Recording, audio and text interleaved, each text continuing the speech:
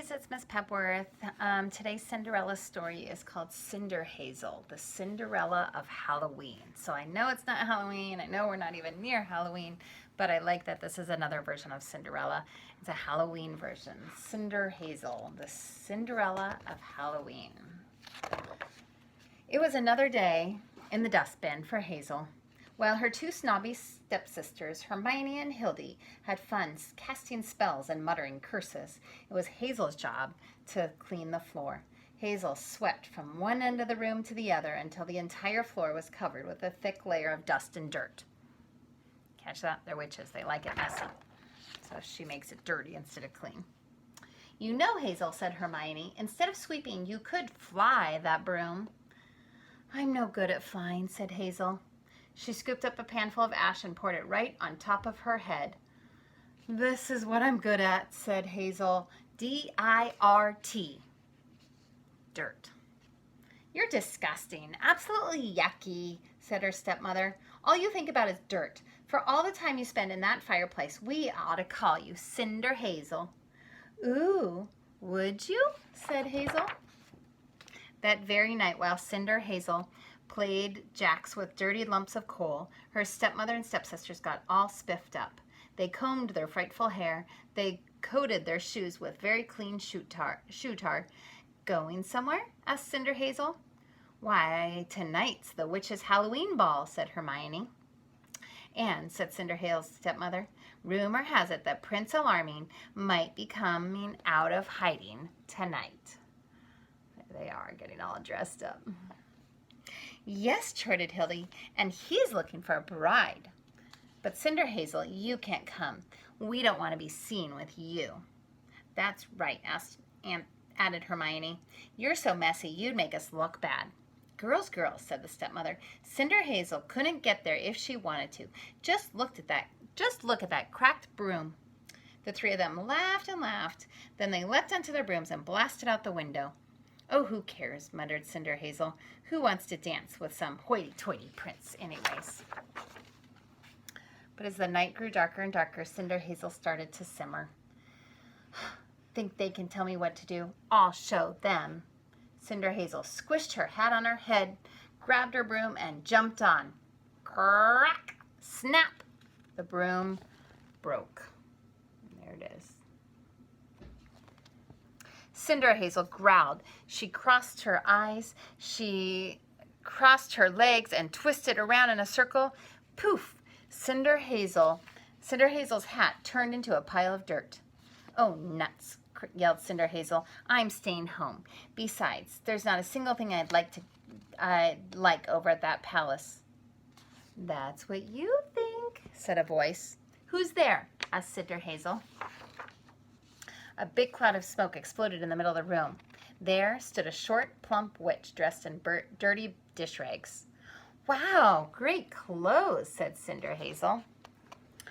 "Who are you?" "I'm your witchy godmother," replied the witch, "and I can't believe that you're not going to the ball." Didn't you know that there are 15 filthy fireplaces over there?" "Really?" asked Cinderhazel. "Really," said the witch. "And there's something else your stepsisters didn't mention. Prince Alarming is the king of dirt. If I were you, I wouldn't let them keep you from going." "By my witchy wig, you're right," pronounced Cinderhazel. And then she frowned at her broken broom. So there's the fairy god witch, and there she is.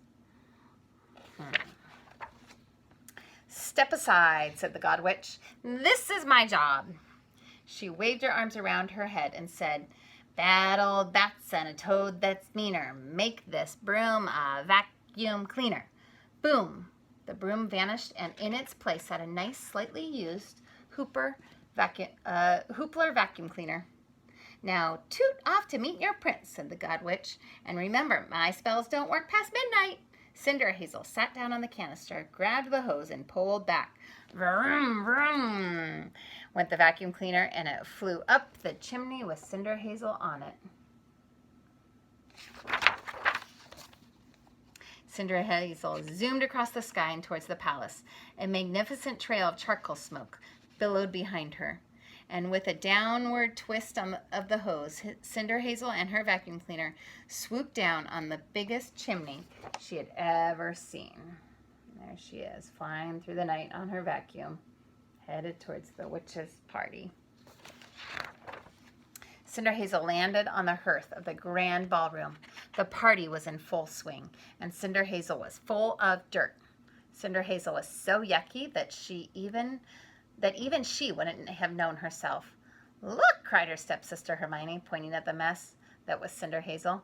"It's that dirty prince." "Ooh," squeaked Hildy. "The prince came out of hiding at last. Princey, Princey," all the witches cried as they tugged Cinderhazel out of the fireplace. See, they think Cinderhazel is the prince coming out of hiding, but it's just her, all covered in dirt, coming and joining the party. "Hey, wait a minute," cried Hermione, squinting at the dirty face. "That's not the prince. That's my stepsister, Cinderhazel." "What's that thing with her?" asked Hildy. "It looks like a vacuum cleaner." Ha ha ha, she guffed until everyone was laughing. But across the ballroom, two beady little eyes were watching from behind a trash can. "Stop that laughing or I'll put a spell on you," growled Cinderhazel. This made everyone roar even louder. So Cinderhazel crossed her eyes, she crossed her fingers, she crossed her legs, she twisted around in a circle, and poof, all the witches' broomsticks turned to dirt. She does know how to do a spell. She turns things to dirt. Dust covered everyone in the room. The witches were furious. "Clean up this mess or we'll put a spell on you," they screamed. "Oh, phooey," said Cinderhazel. She chanted, "Eye of Newt and a raven's wing. Rise up, old hoopler, and make them clean." The vacuum cleaner rose into the air and headed for the witches. Vroom! It sucked up the dirt, but also sucked up their socks, and it sucked up the punch and the table decorations. Hi, Lily. Lily wants to be part of this story. Come here, Lily. Over here. Okay, over here. Not right in the middle of the story. Over here. She's worried about these witches and the vacuum cleaners. Okay, next page. "Make it stop," yelled Hildy. Cinderhazel ran across the ballroom, grabbed the trash can, and heaved it at the hoopler. Just then, the palace clock began to strike midnight. Uh-oh, remember what happens at midnight. With the 12th dong, the witchy grandmother's magic wore off. Poof! Brooms and party goodies flew across the room. The vacuum cleaner vanished, and kaplunk! Cinderhazel's broom fell into cracked pieces on the floor. The witches piled into their mess, screeching for their shoes, hats, brooms, and socks. And just then, the biggest dirtball Cinderhazel had ever seen walked up to her. "Ew, yucky!" exclaimed Cinderhazel, grinning. She loves it. She says yucky, but she loves it. "You're filthy." "That's my name, all right," said the dirtball. "Prince Filthy Alarming.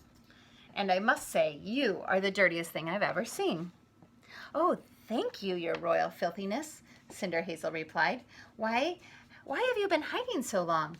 "Partly because I was told not to," said the prince, "and partly because it's such a bore dancing with a bunch of hoity-toity witches. Ugh, they're so clean." "You know, I came here tonight because I was told not to," said Cinderhazel. And then she rubbed her nose with the hem of her skirt. And the prince thought for a moment. "I would ask you to stick around," he said, "but I'm not sure there's enough dirt for the two of us." "That's what you think," cried Cinderhazel. "Check this out." She threw back her head, and she crossed her eyes, and she crossed her fingers, and she crossed her legs, and she whirled around like a tornado. Kaboom! An explosion of fireplace soot blew all the witches out the door. That's a funny picture. Not to be outdone, the prince squinted and stuck out his tongue. Kablam! Dirt showered down from the ceiling. "Obviously," said Cinderhazel, "there's plenty of dirt around here. But who says I want to stay?" "Fine," said the prince. "Go away. I can see that we can't stand each other." But Cinderhazel didn't go away. And of course, she and the prince actually liked each other a lot. In fact, they lived filthily ever after. They sure love their dirt. Look at them. P.S. Cinderhazel never did have any glass slippers. But on their first wedding anniversary, the prince gave her a more useful present. Grass clippers. grass clippers instead of glass slippers. So those are the cutting there, and they can cut things up. Grass and dirt, make more messes. So Cinderhazel, and this is the Cinderella of Halloween. So it's the Halloween version of Cinderella. So interesting. It's not all fancy and clean. It's dirty, dirty, dirty. They love that mess. I miss you guys. Bye.